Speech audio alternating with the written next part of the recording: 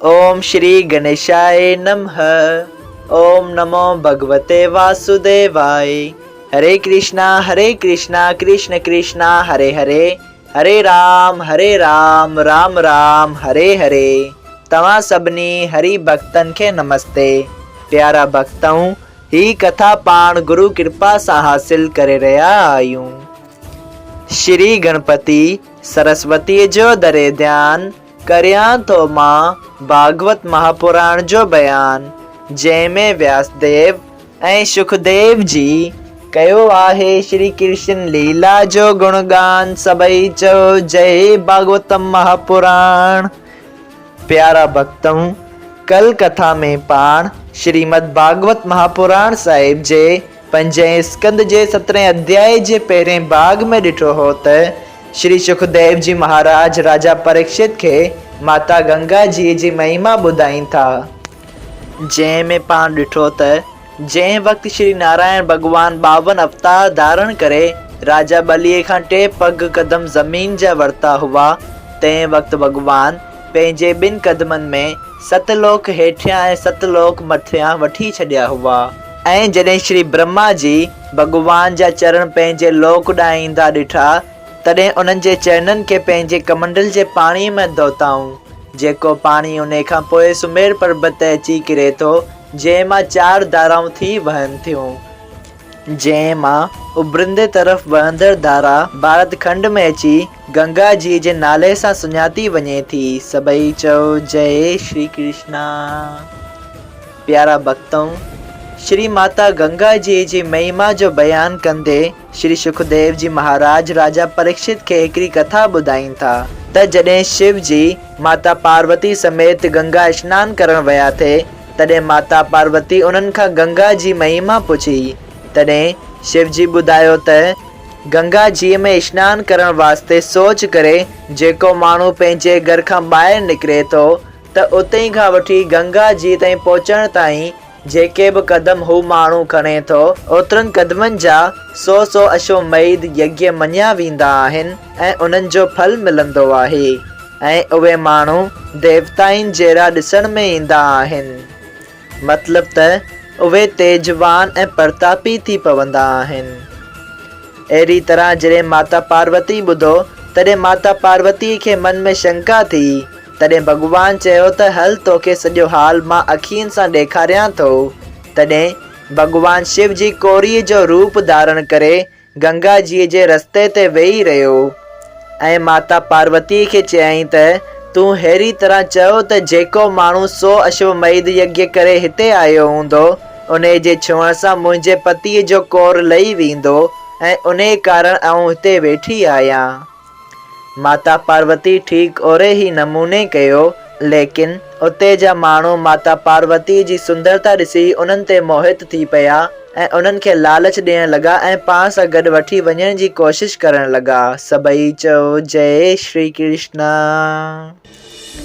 अॼु पाण श्रीमद भागवत महापुराण साहिब जे 5 स्कंद जे 17 अध्याय जो ॿियो भाग शुरू करे रहिया आहियूं। लेकिन उन वक़्तु उन्हनि माण्हुनि मां हिकिड़ो दुर्बल कंगाल ब्राह्मण खेसि ॾिसी अची दंडवत करे पुछियो त ए माता, तूं छाकाणि हिते गौर में वेठी आहीं? किथे एकांत में वञी पंहिंजे पतीअ जी शेवा कर, जंहिंमें मक्खियुनि वग़ैरह रहण सां हू दुखी न थिए। एतिरो ॿुधी माता पार्वती चयो त मुंहिंजे पतीअ लाइ ब्राह्मण चयो आहे त जंहिं बि माण्हू 100 अश्वमेध यज्ञ कया हुजनि, सो जेकॾहिं खेसि छुवे त हिन जो बदन चङो थींदो। उन इच्छा सां मूं हिन खे हिते आणे विहारियो आहे त हिन जाइ ते लखे आदमी अचनि था, जेके हिते ईंदा मतां कंहिं 100 यज्ञ कया हुजनि ऐं उन जे छुअण सां मुंहिंजे स्वामीअ जो रोग छुटी वञे।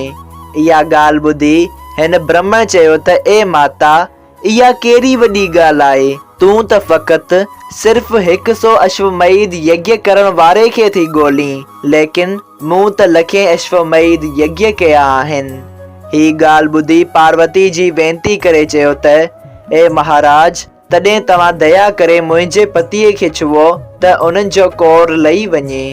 पोइ जीअं उन ब्राह्मण शिव जी जे बदन ते हथ घुमायो, तीअं दिव्य रूप अश्वनी कुमार जे बराबर शिवजी थी पिया।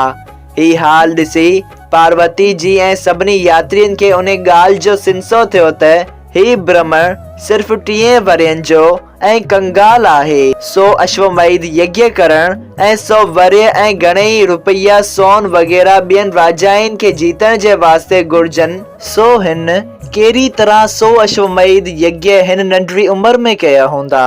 शिवजी अंतर्यामी उन्हनि जे शक मिटाइण लाइ हिननि यात्रियुनि जे रूबरू उन ब्रह्मण खां पुछियो त ए ब्रह्मण, तूं हिन नंढी उम्र में कीअं लख यज्ञ कया हूंदा।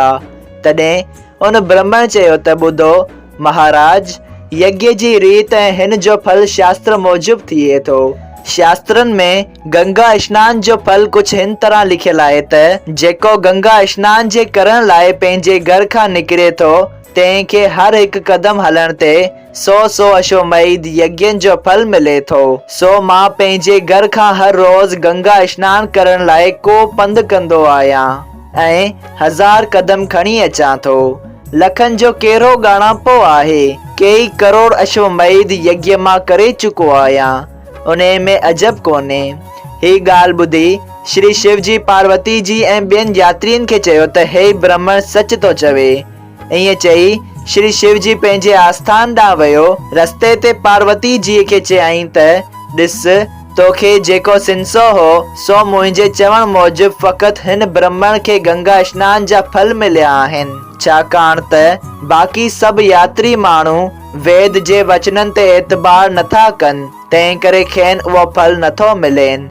उन करे वेद ऐं शास्त्र ॿुधी उन ते एतबार करणु घुर्जे, जंहिंजे पढ़ण ऐं ॿुधण सां आदमीअ खे शुभ ऐं अशुभ कर्मनि जो ज्ञान थिए थो। सभई चओ जय श्री कृष्णा। श्री सुखदेव जी महाराज चवनि था त हे परीक्षित, राजा युधिष्ठिर तुंहिंजे ॾाॾे खे वेद ऐं शास्त्र ॿुधी उन ते पूरो वेसाओ हो, लेकिन उन वटि घणेई ही रुपया हुआ, तंहिं करे हिन जी मर्ज़ी हुई त उन बहाने सां श्री श्याम सुंदर खे पाण वटि विहारे रखे ऐं रखेश्वरन ऐं मुनेश्वरन जो सत्संग करियां, जीअं मुंहिंजा रुपया बि चङे कम में ख़र्च थियनि ऐं मूंखे बि जस मिले। सभई चओ जय श्री कृष्णा। श्रीमद् भागवत महापुराण साहिब जे 5 स्कंद जो 17 अध्याय संपूर्ण थियो। अध्याय 18 कहिड़े खंड में कहिड़े अवतार जी पूजा थींदी आहे। श्री सुखदेव जी महाराज चवनि था त हे राजा परीक्षित, मूं 9 खंडनि जी कथा तोसां वर्णन कई। हाणे परमेश्वर जे अवतारनि जो हाल ॿुध त जंहिं खंड में जेके जेके अवतार नारायण जी वरता ऐं उते जा रहाकू जिन अवतारनि जी ॾाढी प्रीत रखी पूजा कनि था सो ॿुध त भद्राशु खंड में अंधशर्वा नाले जाइ आहे जिते परमेश्वर हैग्रीव अवतार धारण कयो हो। राजा ऐं प्रजा सभु उन खंड में उन रूप जी पूजा ऐं मंत्र पढ़ी स्तुति कंदा आहिनि। निरहर खंड में निरसिंह अवतार नारायण जी वरतो हो। उते निरहो बर्ख नाले राजा पंहिंजी प्रजा समेत उन रूप जी पूजा कंदो आहे। जंहिं मंत्र सां प्रहलाद भगत उन जी पूजा ऐं स्तुति करे निरसिंह जी खां ही वरदान घुरियो हो त हे महाराज, तव्हां जीवन खे जिते वणेव उन जूण में जन्म ॾियो, पर उन्हनि ते अहिड़ी कृपा करियो जो उन्हनि खे उन ॾिनल जूण में तव्हांजे चरणनि जो ध्यानु बणियो रहे। ही ॻाल्हि ॿुधी श्री नृसिंह भॻवान चयो त ए प्रहलाद, तूं पंहिंजे लाइ जेके घुरी जीअं सो वठ, लेकिन संसारी जीवन लाइ जेके माया मोह में फाथल आहिनि अहिड़ो वरदान न घुर। तॾहिं प्रहलाद जी हथ जोड़े वेनती कई त हे महाराज, जेके माण्हू दुनिया में ख़राब कम कनि था तिन जा अवगुण अमी पंहिंजी कृपा सां मिटाए पंहिंजे चरणनि जी भक्ति ॾेई उन्हनि खे बि वैकुंठ में घुराए वठो। ही ॻाल्हि ॿुधी नृसिंह जी चयो त ए प्रहलाद, सभिनी जीवन खे वैकुंठ में चाहना नथी थिए, यानी जंहिंखे सत्संग प्यारो आहे तंहिंखे ज्ञान मिलंदो आहे, हू उन में ही राज़ी आहे। कलयुग वासी जिन खे सत्संग प्यारो नथो लॻे से संसारी माया में ख़ुशि आहिनि। जेको परमेश्वर जी भक्ति कंदो आहे तंहिं वटि सभु गुण पाण खां पाण ई अहिड़ी तरह अचनि था जहिड़ी तरह हेठी तरफ़ पाणी अची गॾु थींदो आहे। ही ॻाल्हि ॿुधी भगत प्रहलाद चयो त हे महाराज, दुनिया में के अहिड़ा मूर्ख बि हूंदा छा जिन खे वेंकट वञण जी ख्वाहिश न थींदी। तव्हां शायदि कंहिंखे वेंकट में ॾिसण नथा चाहियो। इहा ॻाल्हि मूंखे सम्झ में नथी अचे। संसारी माण्हू त ईअं ई चवंदा त प्रहलाद जे स्वामी वेंकट सिर्फ़ पंहिंजे लाइ रखी आहे। ही ॻाल्हि ॿुधी नरसिंह जी खिली चयो त ए प्रहलाद, तूं शहर में वञी जंहिंखे दुखी ॾिसी तंहिंखे वेंकट हलण जे लाइ चओ, पोइ ॾिस त हू छा था चवनि। नरसिंह भॻवान जे चवण मूजिब प्रहलाद शहर में अची दुखी जीव ॻोल्हण लॻो। सभई चओ जय श्री कृष्णा। श्रीमद् भागवत महापुराण साहिब जे 5 स्कंद जे 18 अध्याय जो पहिरियों भाग संपूर्ण थियो।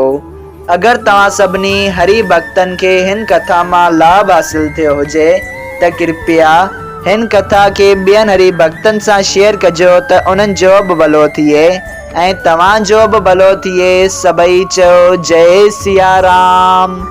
राधे राधे।